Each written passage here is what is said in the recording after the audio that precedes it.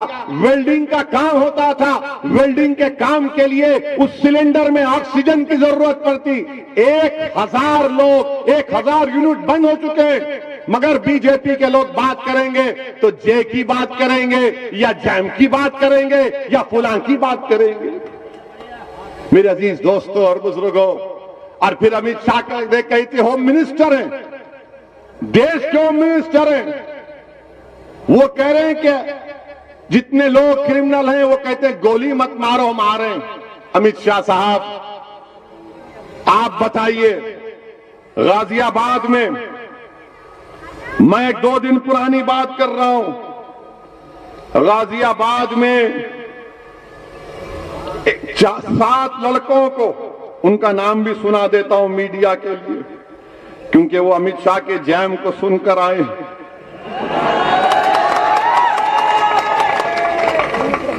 गाजियाबाद लोनी में मुस्तकीम, सलमान, मोनू, इंतजार, आरिफ, नाजीम और बोलो, इनको गाजियाबाद के स्टेशन इंचार्ज राजेंद्र त्यागी ने और वहां के इंस्पेक्टर ने ले जाकर इनके घुटनों के पास गोली मारी, छोटी सी, बड़ी नहीं, छोटी सी गोली मारी और कहा कि लोग गाय की स्मगलिंग कर रहे थे, गाय की।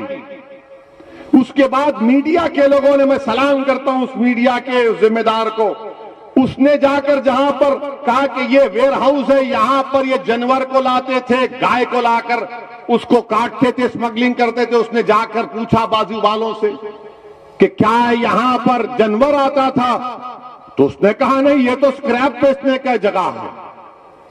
जब सबने कह दिया कि कुछ नहीं आता था, ये तो स्क्रैप बेचने की जगह है, माने जहां पे इनकाउंटर हुआ वहां पर बाजू, तो फौरन योगी आदित्यनाथ की सरकार ने क्या किया, राजेंद्र त्यागी का ट्रांसफर कर दिया, राजेंद्र त्यागी का ट्रांसफर कर दिया, इंस्पेक्टर का ट्रांसफर कर दिया। और अमित शाह बोल रहे हैं कि गोली मारते हैं। ये गोली मार रहे हैं आप, ये गोली मार रहे हैं आप मुसलमानों को, जहां पर कोई गाय की स्मगलिंग नहीं, आपने सिर्फ मार दिए। और मैं उन पुलिस वालों से कह रहा हूं, याद रखो, याद रखो, हमेशा बीजेपी इख्तिदार पर नहीं रहेगी, याद रखो, याद रखो मेरी इस बात को। अगर तुम यकीन नहीं कर रहे तो मणिपुर का एक केस सुप्रीम कोर्ट में चल रहा है। मणिपुर की पुलिस ने 70 लोगों का इनकाउंटर किया, आज वो केस चल रहा है बरसों के बाद। और हम नहीं भूलेंगे, हम कभी नहीं भूलेंगे कि किस को, याद रखो, कोई नहीं, कोई जुल्म को नहीं भूला जाएगा। समाजवादी लोग के लोग भूल सकते, हम नहीं भूलते, ना हम दोस्तों को भूलते हैं, ना जालिम के जुल्म को भूलते, और इंसाफ के लिए लड़ते रहेंगे, याद रखो। आज तुम एक हुकूमत के दबाव में आकर गोलियां चला रहे हो, याद रखो, एक एक गोली का इंशाअल्लाह अल्लाह भी हिसाब लेगा और कोर्ट भी लेगा। आप बताइए क्या है ये? वेयर हाउस के बाजू दुकानें, कह रहा है कहां की गाय, कहां की स्मगलिंग, तो आपने रातों रात उनको ट्रांसफर कर दिया। अमित शाह जिक्र करते हैं आजम का, हम पूछना चाहते हैं अमित शाह, आपने अल्ताफ का क्यों जिक्र नहीं किया? यही कासगंज का अल्ताफ जिसको इल्जाम था कि कोई बच्ची को लेकर भागा, अल्ताफ को लाया गया पुलिस स्टेशन में और दुनिया को बताया गया कि 2.5 फीट की नल की टूटी से अल्ताफ ने खुदकुशी कर ली। अगर कोई पुलिस का कासगंज का जो सस्पेंड हुआ है, अगर वो मुझे ले जाकर उस बैतुल खला में टॉयलेट में अपने गले में रस्सी डालकर मुझे बताएगा कि इससे आदमी मर सकता है, और वो अगर मरने के करीब आएगा तो मैं खुद रस्सी निकाल लूंगा उसके गले से, बताओ हमको, बताओ हमको। 2.5 फीट की टूटी को कोई खुदकुशी कर सकता है? और अल्ताफ की जान ले ली गई। वो कासगंज के जिन पुलिस के ओहदेदारों को सस्पेंड किया गया वो नाकाफी है, उनको अरेस्ट होना चाहिए, 302 का मुकदमा लगना चाहिए, 302 का मुकदमा लगना चाहिए, मर्डर का चार्ज लगना चाहिए, उनको जेल को भिजाना चाहिए, मगर नहीं करेंगे क्योंकि मरने वाले का नाम अल्ताफ था, मरने वाले का नाम अल्ताफ था। अगर मरने वाले का नाम गुप्ता होता या आलाजाद का होता तो पुलिस भी सस्पेंड, पुलिस भी गिरफ्तार, मुख्यमंत्री पहुंच जाते उसके घर को, मगर मरने वाला मुसलमान है, इसलिए खाली सस्पेंशन पर बात या ट्रांसफर पर बात खत्म हो जाती है। मेरे अजीज दोस्तों और बुजुर्गों, तरफे तमाशा ये है कि 2:30 बजे अल्ताफ की मौत होती है और 4 बजे 1.5 घंटे के बाद कासगंज की बहादुर पुलिस योगी आदित्यनाथ की गवर्नमेंट में 2:30 बजे अल्ताफ की मौत और 4 बजे अल्ताफ के खिलाफ उल्टा एफआईआर किया जाता है। और अल्ताफ की मौत कौन की? एफआईआर में क्या लिखते हैं कि नामालूम पुलिस वालों ने, नामालूम पुलिस वालों ने अल्ताफ को मार दिया। अच्छा, ये क्या आसमान से आए थे कि अल्ताफ को खुदकुशी देकर उड़ के चले गए, या नागपुर से आए थे? कहां से आए थे? नामालूम, अंग्रेजी में कहा अनडिस्क्लोज्ड, अननोन पीपल। वाह बाबा, क्या कार चला रहे आप। ये मजाक, एक इंसान के, एक बाप को अपने बेटे से महरूम कर दिया गया और बाप से खाली पेपर पर अंगूठा ले लिया गया और लिख दिया गया कि इसका बाप तो खुश है हमसे। हाँ, जिस तरह देश की जनता योगी और मोदी से खुश है, सब खुश है, फिर सबको आप अंगूठे पे दबा दो और ले लो, मगर एक बाप ने तो अपने बेटे को खोया है ना। और याद रखो, जो लोग जुल्म करते हैं, अगर मैं भी जुल्म करता हूं तो मुझे अल्लाह कभी नहीं माफ करेगा। अल्लाह सुब्हाना व तआला जालिम के जुल्म को कभी नहीं बर्दाश्त करता। और एक मजलूम की आंख में जब आंसू आते हैं तो अल्लाह की रहमत जोश में आ जाती है। तुमने एक बाप से उसका बेटा छीना, इंशाअल्लाह ताला अल्लाह इंसाफ करेगा। अल्लाह की लाठी में देर है, अल्लाह की लाठी में आवाज है, याद रखो। तुमको मालूम भी नहीं होगा, तुमको मालूम भी नहीं होगा जिन्होंने अल्ताफ को मारा, जो जुल्म कर रहे हैं, चाहे किसी मजहब के हो, डरो अल्लाह से, डरो कुदरत के निजाम से। जुल्म करने वालों, फिरौन भी जुल्म किया, नमरूद भी जुल्म किया, यजीद भी किया, मगर इनका जुल्म खत्म हो गया। दुनिया में नाम हक का था, हक का रहेगा। दुनिया ने मजलूमों को इंसाफ दिला और इंसाफ मिलेगा इंशाअल्लाह ताला। मेरे अजीज दोस्तों और बुजुर्गों, और फिर आप ये भी देखते हैं कि लोग बार बार मुझसे कहते हैं कि सेकुलरिज्म की बात, लोग बार बार कहते हैं कि असदुद्दीन ओवैसी तुम सेकुलरिज्म को कमजोर करना चाहते हो। मेरा उनसे एक सवाल है, मेरा उनसे एक सवाल है, जरा ये बता दो कि जब 3 अक्टूबर को आमिर खान ठेला बंडी पर अपने कपड़े बेच रहा था तो 2 लोग आकर उसको मारते हैं कि कहा ये नारा लगाओ जेएसआर का, उसने नहीं लगाया तो उसको मारा और पीटा गया। फिर एक लड़का है नियाजी, फरमान नियाजी, बरेली का अलीगढ़ से जा रहा है ट्रेन में। ये देख लिए उसको ये लोग जो मुसलमानों से नफरत करते हैं, बल्कि मुसलमानों से नहीं बल्कि भारत से नफरत करते हैं। वो भारत के संविधान से नफरत करते हैं, वो भारत के प्लुरलिज्म, डाइवर्सिटी, भाईचारगी से मोहब्बत नहीं करते, नफरत करते हैं। उन्होंने इस फरमान नियाजी से कहा, तेरे चेहरे पे दाढ़ी क्यों है, तू कुर्ता पैजामा क्यों पहना हुआ है? और जब उस बच्चे ने कुछ नहीं कहा तो उसके कपड़े फाड़ दिए, पूरी ट्रेन में कंपार्टमेंट में हो रहा है। ये किसी अलीगढ़ के किसी गली कूचे में अंधेरे में नहीं हो रहा है, ट्रेन में हो रहा है। इसको मारा और पीटा गया, इसके ऐनक को तोड़ दी गई और ट्रेन में सब बैठने वाले बैठकर तमाशा देख रहे हैं। किसी में इतनी हिम्मत नहीं हुई कि क्या कर रहा है तो बच्चे को छोड़ दे। ये नफरत है, ये नफरत है ना। अगर हम किसी को देखते हैं कि अगर गली के कुत्ते को कोई मारता है तो कहे मत कर ये हरकत। आप ये देखते हैं और आकर मुझे सेकुलरिज्म की तालीम देते हैं। कौन से सेकुलरिज्म की तुम मांग करते हो मेरे सामने? कौन से? वो जो हरियाणा का बच्चा आज से 4 साल पहले हाफिज कुरान, जिसने कुरान को तरावी मुकम्मल करके ईद की तैयारी के लिए नए कपड़े लेकर दिल्ली को जा रहा था, तो ट्रेन के कंपार्टमेंट में उसको चाकू से मारा गया, उसके भाई को। वो सेकुलरिज्म जो ट्रेन के कंपार्टमेंट से निकलता, प्लेटफॉर्म पर कोई उठा नहीं सकता, उसका भाई जख्मी हालत में अपने भाई को 20 सीढ़ियां उठाकर लेकर जाता है, दम तोड़ देता है। वो सेकुलरिज्म।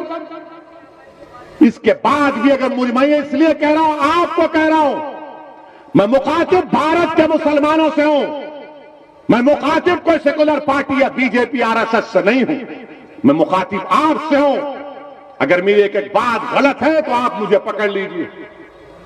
इसीलिए मैंने कहा कि भारत के संविधान में जो सेकुलरिज्म है मैं उसको मानता हूं। मैं सियासी सेकुलरिज्म को अपनी जूती की नोक पर भी नहीं रखता हूं। भारत का सेकुलरिज्म संविधान का अलग है। जो हमारे मुजाहिदीन आजादी ने ख्वाब देखा था, जो वो खुद उस पर अमल करते थे, मगर ये सियासी पॉलिटिकल सेकुलरिज्म धोखे के लिए इस्तेमाल होता है। बताइए आप मेरे अजीज दोस्तों और बुजुर्गों, यह सेकुलरिज्म है कि उत्तर प्रदेश में कितने लोगों को गोली मारी गई? क्रिमिनल अगर पकड़े गए तो 31% गोली मारी गई, एनकाउंटर हुआ। क्या यह सेकुलरिज्म है कि उत्तर प्रदेश में मुसलमानों का लिटरेसी रेट 58% है? यह सेकुलरिज्म है। और मुस्लिम खवातीन का, महिलाओं का 50% है। यह सेकुलरिज्म है। तुम इस सेकुलरिज्म के नाम पर दोगे वोट? किस बुनियाद पर आप वोट देंगे बताओ मुझे। या यह सेकुलरिज्म है कि हाई स्कूल में खाली मुसलमानों के 3% बच्चे, ग्रेजुएशन में सिर्फ 2% बच्चे, यह सेकुलरिज्म के नाम पर आप वोट देंगे? किस बुनियाद पर आप वोट देंगे? अगर उत्तर प्रदेश और भारत का मुसलमान इन चीजों को गौर नहीं करेगा, या आदाद और शुमार को, डेटा को गौर करके एक सही फैसला लो। आपने तो कसम खा ली है।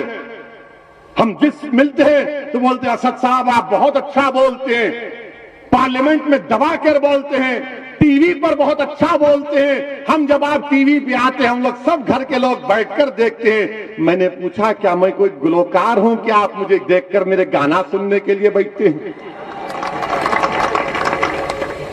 आप बहुत अच्छी तकरीर करते तो क्या करूं, गाना गाऊं, हारमोनियम लाऊं नेक्स्ट टाइम? मेरे अजीज दोस्तों और बुजुर्गों, आपको बेदार होना है।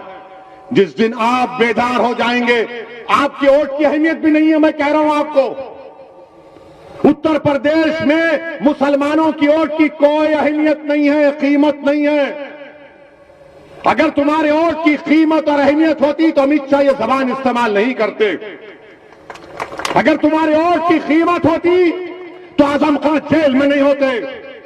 अगर तुम्हारे वोट की कीमत होती तो तुम्हारे बच्चे स्कूलों में होते। तुम्हारे वोट की कीमत होती तो तुम पर गोलियां नहीं चलाई जाती, तुम पर फूल बरसाए जाते। अगर तुम्हारे वोट की कीमत होती तो तुम्हारे बच्चे ग्रेजुएट होते, हमारी बच्चियां पढ़ती। तुम्हारे वोट की कीमत होती तो तुम्हारे मस्जिदों की हिफाजत होती। तुम्हारे किसी भी वोट की कीमत और अहमियत नहीं रही। अब इसकी अहमियत और कीमत को अगर जिंदा करना है तो सियासी क़ियादत को पैदा करो। हां, अगर तुम खुश हो कि मैं अगियार के चौखट पर जाकर सर झुकाऊंगा, अगर तुम मुतमईन हो कि मैं गुलामी का हक अदा करूंगा, अगर तुम खुश हो कि मैं इसी हालत में रहूंगा, मैं इसी तरह पिटता जाऊंगा, मिटता जाऊंगा और नाइंसाफी का सैलाब मुझ पर आता रहेगा, मैं इस तरह की जिंदगी नहीं गुजार सकता। मैं घुटन में अपनी जिंदगी नहीं गुजार सकता। मुझे सांस लेने की आदत है, मुझे खुली जहन चाहिए, खुला एटमॉस्फेयर चाहिए। जमहूरियत में मुझे अपना हक चाहिए, मुझे मेरी आवाज उठाने का हक चाहिए। मैं अपना हक चाहता हूं, पार्लियामेंट हो या उत्तर प्रदेश की विधानसभा हो, मैं चाहता हूं कि मेरी आवाज को सुना जाए, मेरे मसाइल को हल किया जाए। मेरे अजीज दोस्तों, मैं ये बहुत नारे सुन रहा हूं, पिछले 10-12 साल से नारे सुन रहा हूं। इन नारों को वोट में तब्दील करो, इन नारों को वोट में तब्दील करो। सिर्फ नारे लगाकर आंख में दो आंसू लाकर पोंछ लिए और उसके बाद सुबह उठते कि भैया कैसे हैं, अच्छे हैं, आ गए। नहीं मेरे भाई, करवट लेना है आपको, एक फैसला लेना है आपको। और अलीगढ़ में आप देख रहे हैं, सीवरेज लाइन का इंतजाम नहीं, पीने के पानी का साफ इंतजाम नहीं, ट्रैफिक जाम लगा रहता है। मगर अमित शाह को वो जाम की फिक्र है, अलीगढ़ के ट्रैफिक जाम की फिक्र नहीं है। अलीगढ़ के ट्रैफिक जाम की फिक्र नहीं है।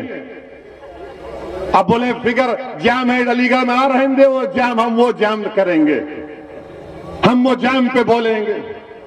मेरे अजीज दोस्तों और बुजुर्गों, ये जो अपने यहां मजलिस को गाली देते हैं, मजलिस पर इल्जाम लगाते हैं कि मजलिस वोट डिवाइड करती है। सुना होगा ना आपने कि इलेक्शन लड़ेंगे वोट डिवाइड करते। हम जहां कहीं टीवी चैनल पे जाते, हमको पूछा जाता है, ऐसा पूछते हैं जैसा कि कोई दामाद ससुराल के घर को आता है। जब जाता है ना बेटा घर को अपने ससुराल में, तो ससुर साहब बैठ के पूछते, बेटा खुश, अच्छे हैं?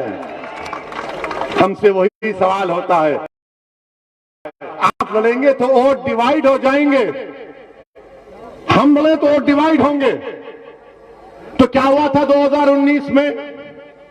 75% मुसलमानों ने समाजवादी और बहुजन समाज पार्टी को वोट दिया। आपने दिया नहीं दिया? अलीगढ़ से आपने बीजेपी को वोट दिया? डर रहे क्यों? वोट दिया क्या? आपने समाजवादी को दिया, बीएसपी अलायंस को दिया ना? हाथ उठाइए। अरे पूरे उठाओ यार। फिर कैसे जीता? हम आए थे क्या? हमारी रूह आके या हमारे अजिन्नात आकर आपको कान में फूंक कर बोले मत दो वोट? कैसे हुआ फिर? 75% मुसलमानों ने उत्तर प्रदेश में 2019 में समाजवादी और बीएसपी को वोट दिया। कितने जीते? खाली 15 लोकसभा, सिर्फ 15। अब कौन जिम्मेदार है इसका? हम जब बोलते हैं कि हिंदू